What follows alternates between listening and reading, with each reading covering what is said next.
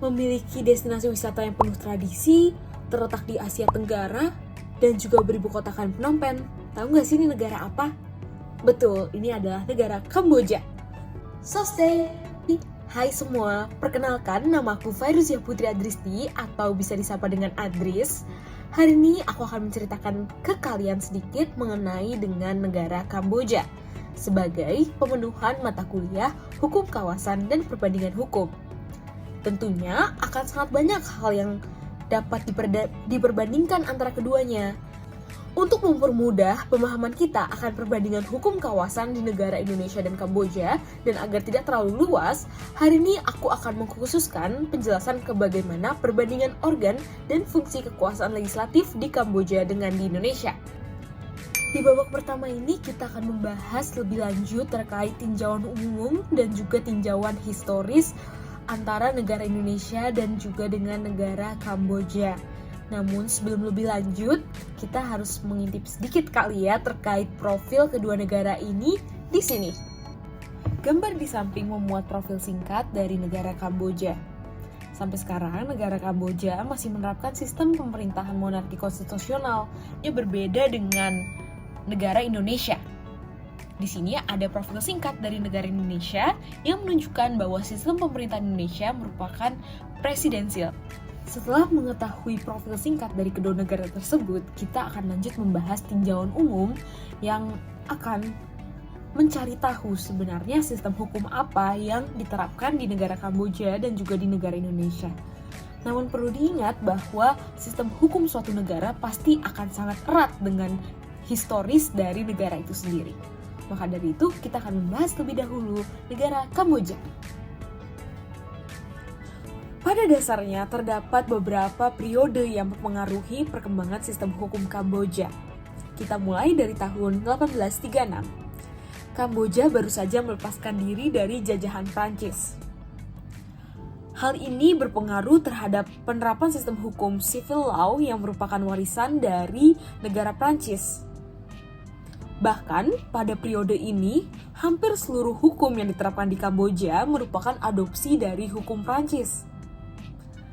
Lalu, hal ini berubah dengan periode selanjutnya yang dimulai pada tahun 1975. Pada tahun 1975, terdapat rezim Khmer Rouge atau Khmer Merah. Ini merupakan rezim komunisme yang dipimpin oleh Pol Pot, dan pada saat masa ini, Pol Pot menghapus seluruh sistem hukum yang sedang berlaku dan juga segala hal yang berkaitan dengan periode sebelumnya. Sehingga sistem hukum yang telah diterapkan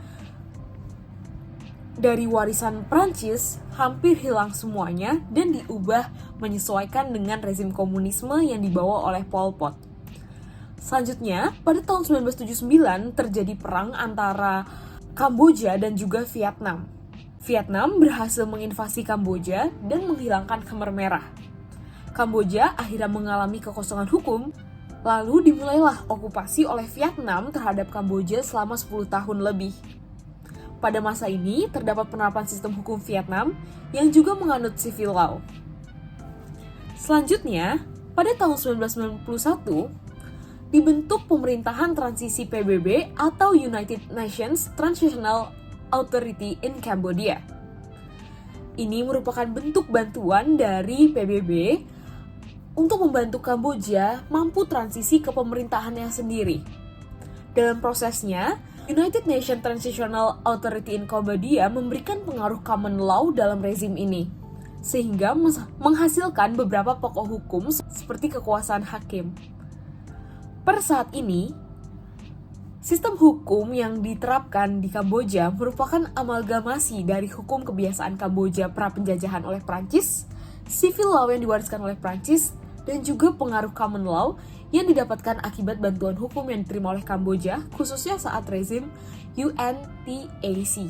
Tentunya periode tadi sangat berpengaruh terhadap perkembangan konstitusional yang dianut oleh Kamboja. Per tahun 1993, konstitusional Kamboja telah mengenal karakteristik demokrasi yang memuat separation of power dan juga rule of law. Serupa dengan di Kamboja, sistem hukum di Indonesia juga merupakan civil law yang merupakan warisan dari Belanda. Namun keunikan tersendiri di mana civil law di Indonesia juga kental dengan hukum adat dan hukum syariah yang telah diterapkan dari masa penjajahan. Seperti negara lain pada umumnya saat ini, common law juga telah mempengaruhi sistem hukum Indonesia meskipun tidak secara masif, di mana jurisprudensi dapat menjadi salah satu sumber hukum. Konstitusi di Indonesia merupakan Undang-Undang Dasar 1945 pasca diamandemenkan, yang saat ini telah mengenal prinsip dasar demokrasi, rule of law, dan juga berbagai pengaturan mengenai kelembagaan negara. Meskipun secara sistem pemerintahan, Kamboja dan Indonesia berbeda, tetapi terdapat persamaan di dalam sistem hukum yang juga dipengaruhi oleh secara historis sama-sama menjadi negara jajahan civil law. Babak kedua, kita akan mengenal mengenai pemisahan kekuasaan di Indonesia dan juga Kamboja. Secara garis besar, pemisahan kekuasaan diamanahkan di Indonesia melalui Undang-Undang Dasar 1945. Yang akhirnya membagi sistem pemerintahan menjadi seperti ini. Serupa dengan di Indonesia, di Kamboja pemisahan kekuasaan juga telah diamanahkan melalui Konstitusi Kerajaan Kamboja pasal 51 dan sistem pemerintahan di samping. Terdapat beberapa kesamaan organ yang dimiliki oleh Indonesia dengan Kamboja seperti legislatifnya ataupun yudikatifnya. Akan tetapi, mengingat sistem pemerintahan presidensial yang dianut oleh Indonesia berbeda dengan sistem pemerintahan monarki konstitusional yang dianut oleh Kamboja, tentunya ada perbedaan yang signifikan dalam perbandingan kekuasaan eksekutifnya, di mana kekuasaan eksekutif Indonesia utamanya dipegang oleh presiden dan wakil presiden, sedangkan Kamboja berada di Perdana Menteri dan Raja. Terlepas dari organ-organ yang memiliki kesamaan, terdapat beberapa perbedaan yang cukup signifikan dalam fungsi-fungsi masing-masing organ. Khususnya dari sisi legislatif itu sendiri, yang akan kita bahas di dalam babak selanjutnya. Di babak ketiga, kita akan membahas mengenai organ dan fungsi legislatif di negara Indonesia dan juga Kamboja. Menurut Ashidik, idealnya terdapat 3 fungsi legislatif, yaitu representasi, pengawasan, dan juga legislasi.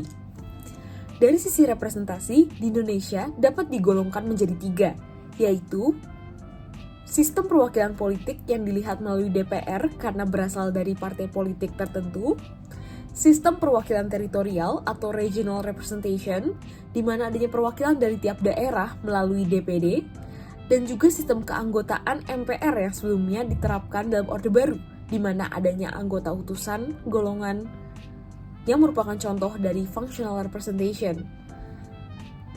Untuk saat ini, terdapat struktur parlemen 2 kamar atau bicameral parlemen yang terdiri dari DPR dan juga DPD. Pemilihan umum secara langsung, apabila berjalan secara baik dengan edukasi yang mendukung, mampu dianggap menunjukkan representativitas akan masyarakat Indonesia yang baik.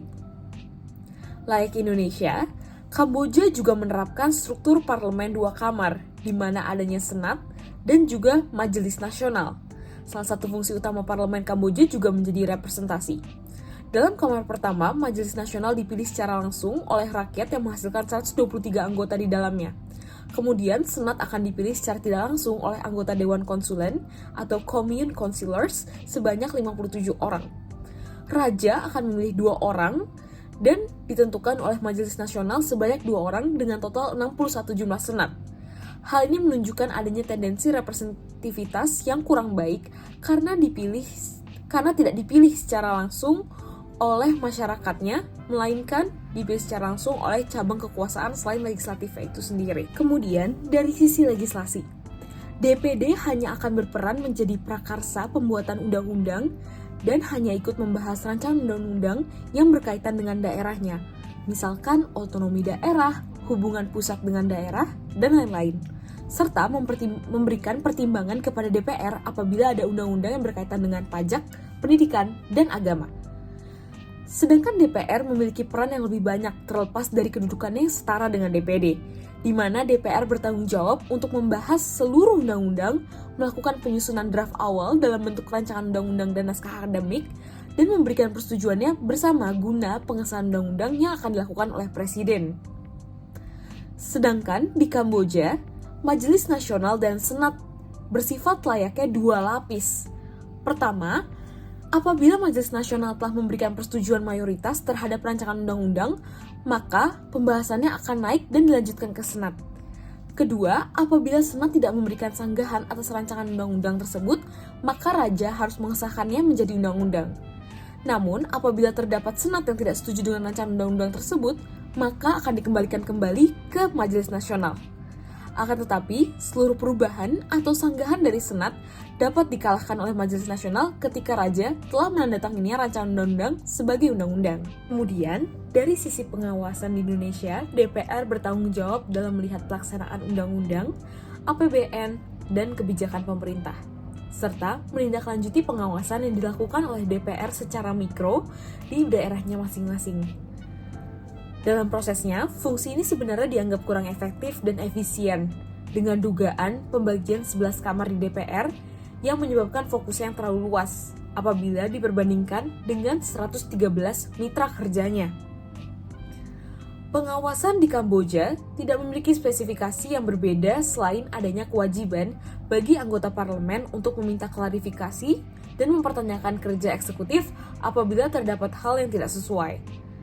Namun, Majelis Nasional dapat memberhentikan Perdana Menteri apabila telah sesuai dengan ketentuan yang ada. Sayangnya, secara eksekusinya, hubungan legislatif, yakni Majelis Nasional dan Senat, memiliki hubungan yang subordinatif dengan kekuasaan cabang eksekutifnya, di mana seringkali tidak menghiraukan posisi parlemen dan bahkan mengasingkan partai yang berseberangan dengan kekuasaan cabang eksekutif yang tengah memimpin. Hal ini ditunjukkan melalui, misalkan ketika kementerian tidak mengumpulkan laporan akuntabilitasnya yang seharusnya wajib, tetapi anggota parlemen tidak menegur hal tersebut atau bahkan tidak menyalahkan hal tersebut. Tiga fungsi tadi, sejatinya baik Indonesia maupun Kamboja memiliki persamaan di mana telah secara semangatnya sudah memiliki tiga fungsi tersebut. Tetapi terdapat perbedaan dalam prosesnya maupun dalam implementasinya. Keduanya masih memiliki kekurangan masing-masing, maupun kelebihannya yang telah disesuaikan dengan rakyatnya baik di Indonesia maupun juga di Kamboja. Terlepas dari perbedaan yang telah dicantumkan, sulit tentunya menemukan fungsi organ yang dianggap lebih ideal, dan tentunya video ini tidak berusaha untuk menentukan mana yang lebih baik di antara keduanya. Karena pastinya keduanya menyesuaikan dengan kondisi sosial politik masing-masing. Namun, penguatan dari sisi representativitas atau fungsi perwakilan cabang kekuasaan legislatif di Kamboja dapat ditingkatkan dengan melakukan pemilihan berbasis daerah sehingga perwakilan regional dapat terakomodasi dengan baik layaknya eksistensi DPD di Indonesia. Selain itu, proses legislasi dapat ditinjau kembali terkait efisiensi proses dari masing-masing negara. Kemudian dari sisi pengawasan, bagi kedua negara diperlukan sebuah sistem yang mampu mengakomodasi kebutuhan keduanya secara komprehensif karena keduanya masih dianggap memiliki kekurangannya masing-masing dengan cara yang berbeda. Dengan diberikannya penutup tadi, maka telah berakhir juga penjelasan dari aku mengenai perbandingan antara negara Indonesia dan juga dengan negara Kamboja, khususnya di cabang legislatif. Apabila kalian memiliki masukan ataupun saran dan kritik, silahkan berikan di komentar di bawah. Sampai jumpa di lain waktu. Dadah!